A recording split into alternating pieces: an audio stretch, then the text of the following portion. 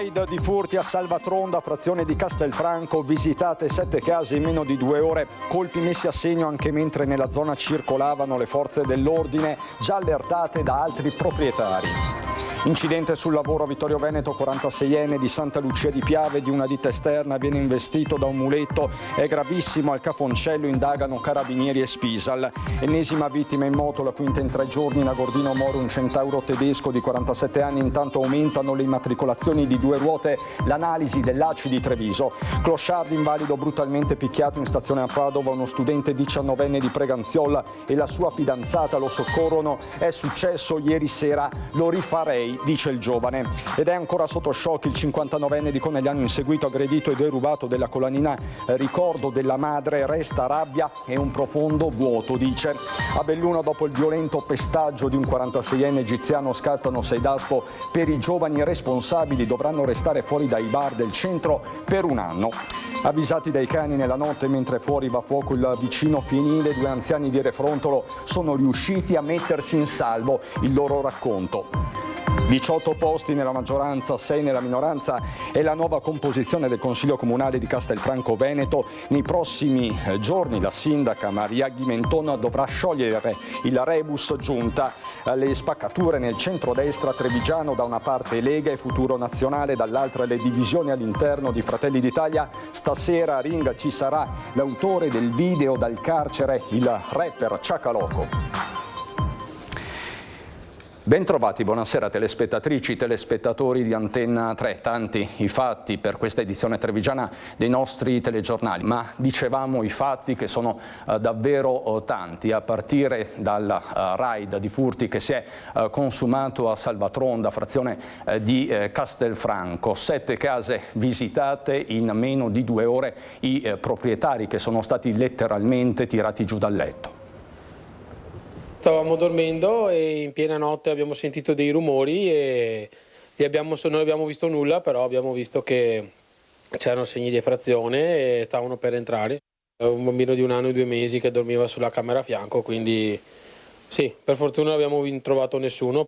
L'avvolgibile è forzato, le tapparelle fissate a metà, il tentativo di forare la finestra dall'esterno per aprirla, il triplo vetro che non si rompe, allora il tentativo andato a segno di forzare il montante, tutto nel più completo silenzio e con l'esterno della casa illuminata a giorno. La famiglia stava già dormendo quando ha sentito i rumori, accese le luci, i ladri sono presto scappati. Hanno rotto la finestra, hanno rotto l'avvolgibile e dopo abbiamo chiamato i carabinieri, però sono arrivati e erano già andati via tutti per fortuna, però poi hanno provato a entrare anche da mia sorella qua a fianco e sono entrati anche nella via qua vicino. Scesi dal piano superiore, vedendo la finestra aperta, la paura era quella che i ladri fossero all'interno della casa con il piccolo che dormiva, ma erano già scappati e diretti verso altre abitazioni, 7 quelle toccate dai malviventi nel giro di qualche ora, solo in via Salvega 3. Siamo andati via un'oretta e al ritorno abbiamo trovato la casa sottosopra, hanno rovistato dappertutto, hanno trovato l'oro e si sono accontentati dell'oro, per fortuna, anche perché altri oggetti di valore non li hanno portati via. Collier d'oro, catenine, dopo tutti quei catenine, braccialettini eccetera di cresime, comunioni eccetera delle figlie, tutte cose che comunque ti sono... sì, rompono un po' la tua sensibilità. Comunque una decina di migliaia di euro sicuramente hanno portato via sia a me che a mia figlia che abita sopra. I ladri hanno prima provato a forzare il portoncino e poi sono entrati dalla finestra sul retro. Quello che ha dato più fastidio era comunque tutto calpestato, tutto buttato a terra. È così. Quando entrano nella tua privacy comunque dà fastidio. Arrivati dai campi circostanti sono fuggiti da dove erano venuti e verso via Selva. La banda è sempre la stessa, catturata dalle telecamere delle case. Ero a letto ed ero sveglia in quel momento ed ho sentito delle voci, parlavano a bassa voce e niente, mi sono alzata e noi abbiamo le telecamere e dal telefono ho visto il messaggio di qualcuno che era entrato nel giardino e ho guardato e ho visto questa persona, all'inizio ne ho vista una sola e ha scavalcato la recinzione, poi sono scappati dalla muretta qua, poi ho visto che successivamente ce n'era un altro, quindi erano in due e niente, mi sono alzata, ho avvisato mio marito che riposava, insomma, chiamato i carabinieri che sono arrivati nel giro di pochi minuti perché molto probabilmente erano già stati allertati dai vicini. È una zona dove loro sicuramente passano volentieri, ecco. No, al massimo, anche perché insomma si è nella propria abitazione, a parte i danni che la casa ha un anno di vita, quindi danni tutto quanto, però comunque c'è shock, la mia compagna ancora non riesce a stare a casa da sola e quindi non è semplice, adesso ci stiamo attrezzando con tutto, però non è semplice, no. Insomma si sente più bloccati, più legati, più tutto. Avevamo col giardino, stavamo fuori, via dicendo, adesso anche quando andiamo dai miei genitori chiudiamo tutto perché si ha paura di trovare uno dentro casa, insomma. Infortunio sul lavoro in zona industriale a Vittorio Veneto. Un lavoratore di 46 anni, residente a Santa Lucia di Piave, dipendente di una logistica esterna, è rimasto gravemente ferito durante l'attività. Secondo le prime ricostruzioni, l'uomo sarebbe stato investito da un muletto nel corso di una manovra effettuata all'interno dell'azienda. Sul posto sono intervenuti i sanitari del SUEM 118. Il 46enne è stato poi elitrasportato in gravi condizioni all'ospedale Cafoncello di Treviso. Le circostanze dell'accaduto sono però ancora in fase di accertamento. Sul posto Spisal e Arma dei Carabinieri. Ed è ancora sotto shock il 59enne di Conegliano, inseguito, aggredito e derubato della collanina a ricordo della madre. Resta rabbia e un profondo vuoto, ha raccontato la nostra Francesca Bozza. Personalmente tanta rabbia, mi dispiace, però ti lascia un vuoto dentro. Si incrina la voce ad Albino Tissi, 59 anni, di Conegliano, pensando alla collanina dal profondo valore affettivo che gli è stata strappata dal collo domenica di rientro da una passeggiata in centro con la moglie. A pochi metri da casa l'uomo sente qualcuno tirargli il colletto della camicia, pensa allo scherzo di un amico. Mi sono sentito afferrare al collo da dietro e quando mi sono girato ho visto una persona straniera che tentava di afferrare la catenina d'oro che portavo al collo, e da lì è partita una colluttazione e nel corso della colluttazione mi ha trascinato a terra, sono caduto, preso un po' di botte al polso, a un ginocchio. Una collanina dal profondo valore affettivo. Sì, era un regalo di mia mamma. Attirati dal rumore proveniente dalla strada, i vicini dei Tissi vanno in loro aiuto. Mentre il figlio scatta questa foto che immortala il ladro, il padre, di spalle con la maglietta arancione, tenta di fermare il giovane, che però riesce ad invincolarsi e a scappare. Lo stesso 59enne aveva cercato di bloccare le braccia del malvivente in un disperato tentativo di salvare la collanina. Mia moglie è riuscita a afferrare una parte della catenina che indossavo, ma non tutta, e poi lui è scappato velocemente. Era un ragazzo giovane di 25-28 anni circa. Aveva una ciabatta, per di più una l'ha persa, è tornato indietro anche a recuperarla, ma non è bastato perché io l'ho seguito per 200 metri, ma poi il fiato, l'emozione. 20 secondi, tanto è durata l'aggressione, sufficienti a portare via un ricordo così prezioso. È riuscito a recuperare solo un pezzetto di questa collanina? Esatto, sì. Resta almeno quello. Esatto, rimane il ricordo. Di fronte a tanta violenza c'è chi non si gira dall'altra parte. È il caso di uno studente 19enne di Preganziole e della sua fidanzata, anche lei trevigiana, che nella serata di ieri hanno soccorso un clochard invalido brutalmente aggredito in stazione a Padova. Forse una richiesta di elemosina, forse una parola in più. Non è ancora chiaro cosa abbia fatto scattare la violenza intorno alle 22 in stazione a Padova. Vittima un clochard invalido picchiato da un uomo. Ad assistere alla scena Mattia, 19 anni, studente trevigiano, e la fidanzata. La coppia, dopo una giornata trascorsa nella città del Santo, sta aspettando il treno per rientrare a casa, quando il rumore di una bottiglia di vetro buttata a terra attira la loro attenzione. Ho quindi alzato lo sguardo e ho visto questo signore buttare a terra e poi colpire più e più volte, addirittura calciandolo in faccia, un altro signore che in stampelle, in quanto aveva una gamba amputata. Sono subito intervenuto insieme a dei ragazzi che si trovano là per verificare come stesse il signore aggredito e metterlo in piedi, e subito dopo sono andato ad avvisare la polizia. Mattia insieme ad altri ragazzi aiuta il senzatetto a rimettersi in piedi, evitando che i due tornino in contatto in attesa dell'arrivo della polizia. Una violenza gratuita, racconta ancora lo studente. Ero piuttosto preoccupato per le condizioni della vittima, e dunque non ho indugiato a intervenire. Momenti di tensione, ma Mattia è certo di una cosa. Ovviamente lo rifarei. Attimi di paura per un giovane nei pressi di via Monterosa. Siamo a Breda di Piave. La madre ha deciso di raccontare tutto sui social per mettere in guardia altre famiglie della zona. Per il sindaco Cristiano Mosole questa però non è la strada corretta. Mio figlio minacciato in strada da 2 giovani. Parte da questa denuncia affidata a Facebook il racconto di una madre che ha deciso di condividere pubblicamente un episodio avvenuto nei pressi di via Monterosa, Breda di Piave, per mettere in guardia altre famiglie e i ragazzi della zona. Una serata come tante in quello che da molti viene descritto come un quartiere tranquillo, ma che poteva trasformarsi in qualcosa di molto più grave. Secondo il racconto della donna, intorno alle 22:30 il ragazzo sarebbe stato avvicinato da 2 giovani con atteggiamento aggressivo e minaccioso. I 2, descritti come nordafricani di età compresa tra i 15 e i 18 anni, avrebbero creato una situazione di forte tensione. Fortunatamente il giovane è riuscito a mantenere la calma e allontanarsi prima che l'episodio degenerasse in un'aggressione fisica. È stato un vivere normale questo qui. Accettiamo tutto e lasciamo stare. Ne sentiranno ancora di più. Nessuno fa niente. Che devo fare io che ormai ho quasi 80 anni.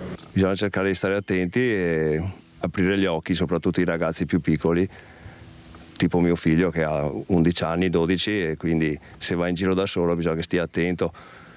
E non so neanche cosa si possa fare, perché penso siano dei ragazzi che non siano tanto seguiti dalle famiglie più che altro. La madre ha spiegato di aver deciso di raccontare pubblicamente l'accaduto non per generare paura o allarmismo, ma per senso civico e per invitare altre famiglie a prestare attenzione. Per il sindaco Cristiano Mosole questa però non è la strada giusta da percorrere. Mi dispiace per quello che è successo, che appureremo adesso con la famiglia in modo da capire effettivamente come sono andate le cose.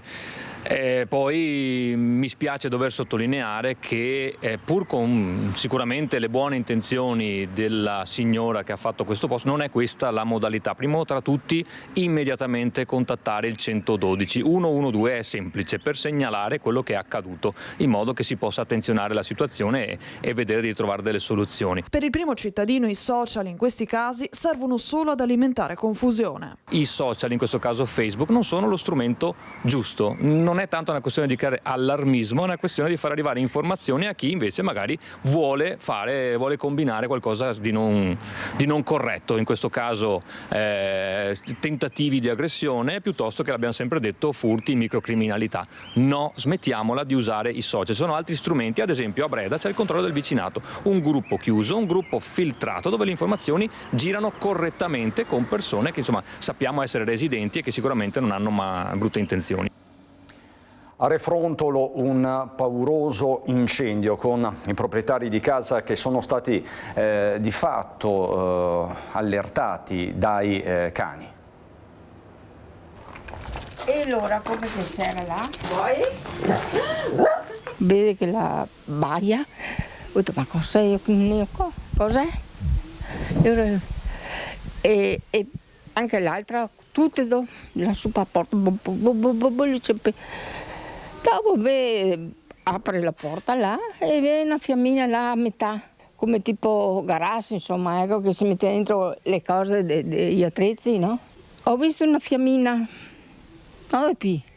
quel fumetto solo, guarda e vede il fuoco. Vai, c'è mio marito, viene fuori. Intanto le partì subito il fuoco di corsa. E lei andò su per un fuoco su in cima.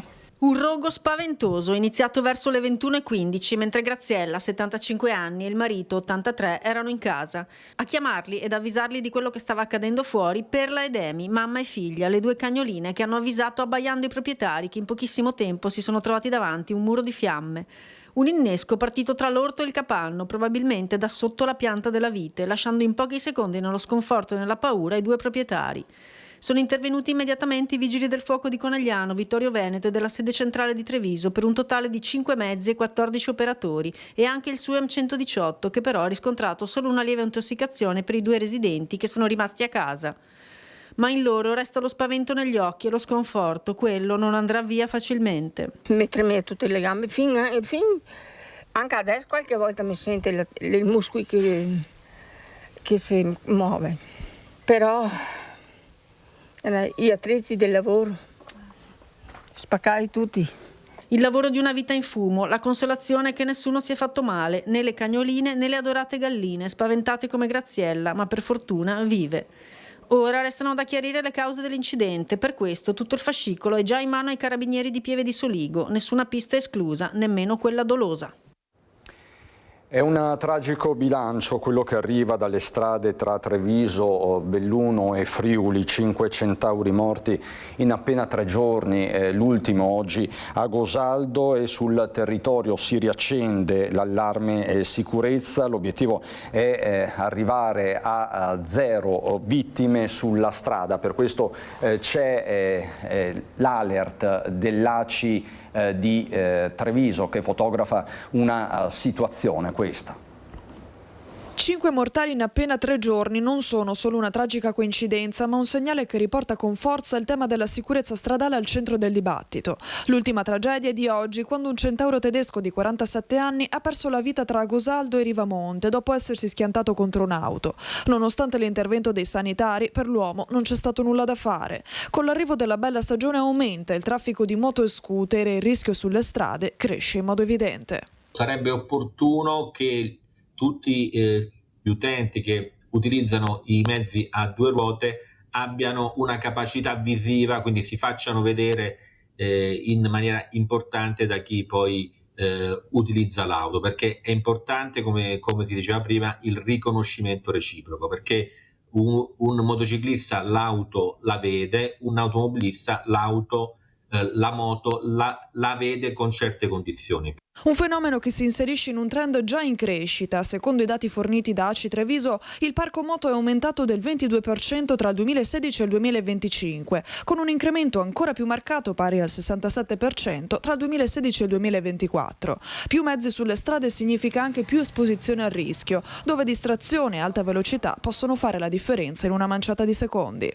La velocità è importante, ma naturalmente io ho sempre valutato, anche per esperienza di tipo personale, che il riconoscimento reciproco tra l'automobilista e il motociclista è l'aspetto fondamentale, perché l'automobilista deve essere in grado di riconoscere il motociclista. Una sequenza di tragedie che impone una riflessione urgente. La crescita della mobilità su 2 ruote deve andare di pari passo con una maggiore prudenza e una cultura della guida più consapevole.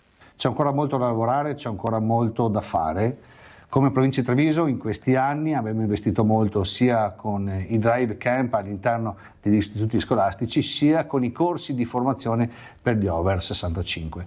E anche questo ha aiutato a far diminuire il dato relativamente alle vittime lungo le strade. Infatti il nostro centro di monitoraggio ci dice che rispetto al 2024 nel 2025 le vittime sono state il 50% in meno. Infatti nel 2024 le vittime sono state 70 e nel 2025 36. L'obiettivo è quello di arrivare a vittime 0 lungo le strade. E ci sono poi comportamenti alla guida, come questo che ha riguardato una giovane trevigiana. Una folle fuga in auto di oltre 15 km prima di finire fuori strada e schiantarsi. Verso l'1:30 una 25enne trevigiana alla guida di una Renault Clio ha ignorato l'alto dei carabinieri dando il via a una precipitosa fuga lungo le strade dei comuni di Bassano del Grappa, Rosà e Rossano Veneto. La sua corsa si è conclusa a Loria in via Campagnola, dove ha perso il controllo del veicolo sul quale viaggiava ad alta velocità, finendo in un fossato a bordo strada. Ha quindi tentato disperatamente di proseguire la fuga a piedi, ma con scarsi risultati. È stata infatti raggiunta e bloccata. La giovane si è rifiutata di sottoporsi all'alcol test. È stata allora denunciata per resistenza pubblica ufficiale e per guida in stato di ebbrezza, aggravata dall'orario notturno e dall'aver provocato un incidente stradale. Si terranno venerdì 12 alle 9 ora locale a Quelimane in Mozambico i funerali di Monsignor Osorio Sito Rafoso, missionario della Consolata e vescovo di Quelimane, ucciso la mattina del 6 giugno nella sua residenza con un colpo di fucile al cuore. Il vescovo Osorio sarà sepolto a Nampula. Lo comunica la diocesi di Vittorio Veneto, dove il presule operò in passato e che ha organizzato per giovedì 18 giugno nella chiesa parrocchiale Santi Pietro e Paolo una veglia di preghiera presieduta dal vescovo Battocchio. Il 30 giugno invece il vescovo di Treviso Michele Tomasi celebrerà una messa sempre in ricordo del presule a Nervesa della Battaglia. Torniamo a Castelfranco Veneto. Il giorno dopo il verdetto con Maria Ghimenton nuovo sindaco scatta ora il rebus giunta. La vittoria del centrosinistra a Castelfranco cambia la geografia politica. A guidare la città del Giorgione c'è Maria Ghimenton, alla guida di una coalizione ampia, allargata al turno di ballottaggio, sottraendo al centrodestra un municipio di rilievo. Sicuramente valgono anche le persone. Io credo che sia importante anche quello e non pensare soltanto a quello che può essere il partito. Sicuramente credo che ci accomuni a Castelfranco un progetto molto simile tra quella che era inizialmente la coalizione di centrosinistra e poi cui ha aderito anche la coalizione di Daniele Manente. Le cose si fanno alla luce del sole, senza accordi sottobanco, e che l'abbiamo fatto con lo spirito di voler aiutare il cambiamento, non contro qualcuno, ma abbiamo messo assieme le forze e questo è importante. Castelfranco resta una città divisa. 5 anni fa Marcon vinse con meno di 500 voti di margine. Ghimenton ha prevalso per 236 schede. Io credo che la città chieda che i toni vengano abbassati e i litigi che ci sono stati negli ultimi 2 anni non hanno certo fatto bene a Castelfranco, sia da una parte che dall'altra. Quindi spero che la prossima amministrazione, il prossimo mandato sia all'insegna dell'interesse per la città e all'insegna della correttezza anche nei rapporti. Sono 6 i consiglieri di minoranza. Non è detto che Pozzobon rimanga. Adesso è presto per dirlo perché vediamo nei prossimi giorni. Per Castelfranco la sua storia è un segnale l'elezione della nipote di Tina Anselmi. Sarebbe contenta perché ha vinto una coalizione fatta di tantissime persone che hanno unito le loro idee per una Castelfranco diversa, per una Castelfranco possibile. Castelfranco può è stato il nostro motto per tutta la campagna elettorale. Nella maggioranza di 18 consiglieri entra anche la rappresentanza dei giovani di Punto d'incontro. Mi sento onorata e lusingata, però mi rendo conto di avere una bella responsabilità di rappresentare tutti i giovani e tutte le persone che hanno votato me, hanno votato Punto d'incontro. Finalmente i giovani entrano in consiglio, finalmente si può fare davvero la differenza anche per le nuove generazioni. Dobbiamo iniziare appunto a metterci, a confrontarci tra di noi, tra il gruppo ormai esteso, che per me è un unico gruppo, e iniziare a capire come formare la giunta e capire come iniziare a governare Castelfranco. Centrodestra invece in tilt soprattutto per il fattore Vannacci. I cambi di casacca di partito sono sempre fonte di dibattito, rivendicazioni, talvolta ripicche. Tra un leghista come Matteo Pressi e un ex del Carroccio come Gianangelo Boff, le scintille nello studio di Ring non sono mancate. Io sarei anche per fare l'alleanza con Vannacci, a patto che si impegni a non ricandidare tutti quei fuoriusciti che hanno tradito gli altri partiti della coalizione, per dare un segnale di serietà. Scusate, io sono in collegamento, faccio un po' fatica, poi quando ho finito che può essere con Futura Nazionale. Quando ho finito sono entrati gran parte dei parlamentari che provengono da altri partiti. Va bene, fermi lì. Fermi lì. Cosa puoi insegnare agli altri? Pressi, aspetti, arrivo. Va bene. Dentro il centrodestra rimane alta la temperatura anche in Fratelli d'Italia. Sul caso del video girato in una cella del carcere di Santabona, coi 2 giovani accusati dell'omicidio di Francesco Favaretto, il capogruppo trevigiano Guido Bertolazzi aveva definito incoerente il collega di partito Fabio Crea, il loro avvocato difensore, accusato di prendere le parti di chi pregiudica la sicurezza. Lo stesso Crea è stato punzecchiato dal capogruppo moglianese del PD Giacomo Nilandi. È da mesi che riempite i giornali con questo dualismo tra te e il capogruppo del tuo partito all'interno del comune, e siamo arrivati ad un livello di dibattito imbarazzante. Guarda, evidentemente tu le cose non le capisci, adesso te le spiego. Per fortuna che ci sei te a spiegare le adesso cose. Te le spiego. Se stai zitto, se non stai zitto te le devo per forza mandare per mail. Ti sto dicendo che io non ho nessun interesse, non ho contrastato mai il capogruppo Bertolazzi, non mi interessa nemmeno, perché da un punto di vista politico a me non me ne frega niente. Io rivendico da cittadino la necessità che da parte mia, secondo la mia opinione, determinate cose debbano essere fatte in modo diverso. Bertolazzi non c'entra assolutamente nulla. Sempre per la politica, ieri sera al K3, sede della Lega, si è tenuto il congresso per il rinnovo del segretario del direttivo di una delle 3 sezioni comunali del Carroccio di Treviso, la sezione Treviso 3, dove sono iscritti molti dei big del partito, da Gobbo al sindaco Conte, da Caner al vice sindaco Manera. Il nuovo segretario eletto per acclamazione è Andrea Beraldo, 52 anni, storico militante dal 94 e consigliere comunale a Treviso in vari mandati con Gentilini, Gobbo e Conte. A supporto sono stati eletti 6 membri del direttivo, tra cui il sindaco Mario Conte, il vice sindaco Alessandro Manera e la consigliera comunale Margherita Conte. Adesso per noi c'è un po' di pubblicità, fra poco.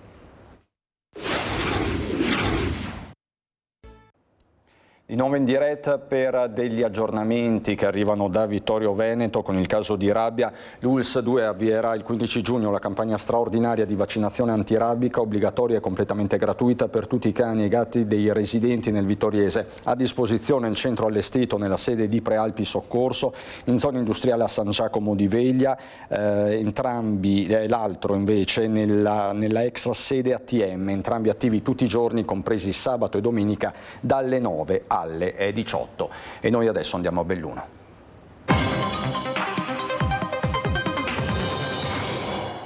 L'ennesimo morto sulle strade del Veneto, un motociclista di nazionalità tedesca di 47 anni, deceduto questa mattina sulla provinciale numero 3 tra Gosaldo e Rivamonte a Gordino in seguito a uno scontro con una BMW Serie 1 guidata da un trentenne del posto. Le cause della collisione sono al vaglio dei carabinieri di Falcade, allertati insieme ai sanitari del SUE ma dagli amici del motociclista che viaggiavano con lui. Lo scontro è stato particolarmente violento e non ha lasciato scampo al 47enne, ferite di media gravità per l'automobilista e il figlio minore che viaggiava con lui, trasportati all'ospedale di Agordo, una strada particolarmente insidiosa, la provinciale che collega Gosaldo a Rivamonte, piena di dossi, saliscendi e curve strette. Saranno i rilievi dei carabinieri a stabilire ora le cause dello scontro. A Belluno torniamo a parlare dell'aggressione ai danni di un cittadino egiziano di 46 anni. Ci sono i provvedimenti della questura, 6 DASPO. Un anno lontani da bar, pizzerie e locali del centro storico è la misura decisa dal questore di Belluno nei confronti dei 6 giovani coinvolti nel pestaggio del cittadino egiziano di 46 anni, avvenuto attorno alle 3 della notte del 22 marzo scorso. Un'aggressione violenta ripresa anche con un telefonino, le immagini diffuse in chat su WhatsApp che da una settimana scuote la comunità bellunese. A poco più di 2 mesi da quell'episodio violento e ancora immotivato nel cuore di Belluno, il questore Roberto Della Rocca ha adottato 6 provvedimenti di cure, il cosiddetto DASPO urbano, notificati ai componenti del gruppo, 4 maggiorenni e 2 minorenni, tutti fra i 17 e i 20 anni, ritenuti coinvolti nell'aggressione. Secondo quanto ricostruito dagli investigatori, l'aggressione è iniziata davanti alla tabaccheria Falcomer sotto i portici di Piazza dei Martiri, con ripetuti spintoni che hanno fatto cadere il malcapitato almeno un paio di volte, e si è conclusa sul marciapiede di Via Loreto, dove i ragazzi hanno infierito selvaggiamente sull'uomo, oramai a terra, colpendolo con calci e pugni anche alla testa.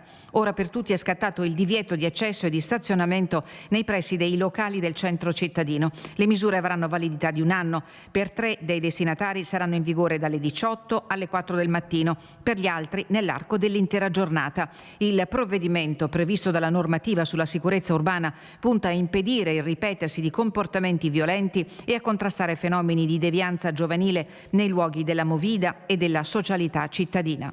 L'attenzione deve essere alta, ma deve esserci un confronto serio e in questo momento anche determinato. Dobbiamo far capire ai ragazzi che ad ogni azione corrisponde una reazione, e questo è un minimo di upgrade su quello che è una certezza della risposta anche, ahimè, quella giudiziaria. Il fronte delle indagini è seguito dalla Procura di Belluno per i 4 ragazzi maggiorenni, dalla Procura dei minori di Venezia per i 2 minorenni del gruppo. Dopo la notifica degli atti, il questore ha incontrato personalmente tutti i ragazzi, un momento di confronto che accanto all'aspetto sanzionatorio ha voluto richiamare l'attenzione sulla consapevolezza delle proprie azioni, sul rispetto delle regole della convivenza civile e sul ruolo degli adulti nell'ascolto e nell'accompagnamento dei più giovani. In Ampezzo si sono purtroppo concluse nel peggiore dei modi le ricerche dell'escursionista slovena di cui non si avevano notizie da sabato scorso. Il corpo della 54enne è stato ritrovato in una fora nei pressi di Ponte Auto e le fasi di recupero si sono concluse attorno alle 17. A segnalare la scomparsa ai carabinieri di Ortisei era stata la madre, preoccupata perché non aveva più contatti con la donna. Appunto poi è scattata una vera e propria mobilitazione fino all'epilogo. Fatto inquietante ci riporta in città nella zona dell'aeroporto. Avrebbe avvicinato una ragazza offrendole 100 euro e insistendo dopo un primo rifiuto avrebbe ritentato raddoppiando la proposta economica. Il racconto contenuto nella denuncia presentata alle forze dell'ordine dopo un episodio che sarebbe accaduto lunedì pomeriggio in zona aeroporto a Belluno e sul quale sono in corso verifiche. Una segnalazione comparsa nelle ultime ore sui social network ha acceso l'attenzione a Belluno. Secondo quanto riportato in un messaggio pubblicato in forma anonima sulla pagina Facebook 6 di Belluno Se, una giovane sarebbe stata avvicinata nel pomeriggio da una persona a bordo di un'automobile. Stando al racconto diffuso online, l'uomo avrebbe inizialmente offerto del denaro alla ragazza, aumentando poi la somma dopo un primo rifiuto. La giovane, sempre secondo quanto riferito dall'autore della segnalazione, avrebbe immediatamente contattato il padre, spaventata dall'accaduto. Nel post si legge inoltre che sarebbe stato annotato il numero di targa del veicolo, che potrebbe essere una Mini Minor. L'episodio risalirebbe attorno alle 17:15 e la polizia, informata dell'accaduto, sta valutando gli elementi raccolti fino ad ora. Al momento non risultano comunicazioni ufficiali da parte degli investigatori e la ricostruzione si basa esclusivamente su quanto riportato nella segnalazione pubblicata sui social. Per questo motivo ogni eventuale accertamento resta demandato all'attività delle forze dell'ordine. L'invito, anche da parte dell'autore del messaggio, è quello di evitare la diffusione di informazioni non verificate e di rivolgersi direttamente alla polizia nel caso si disponga di elementi utili o testimonianze relative all'episodio. È tutto, grazie davvero per l'attenzione. Subito dopo la sigla c'è il meteo. Buona serata.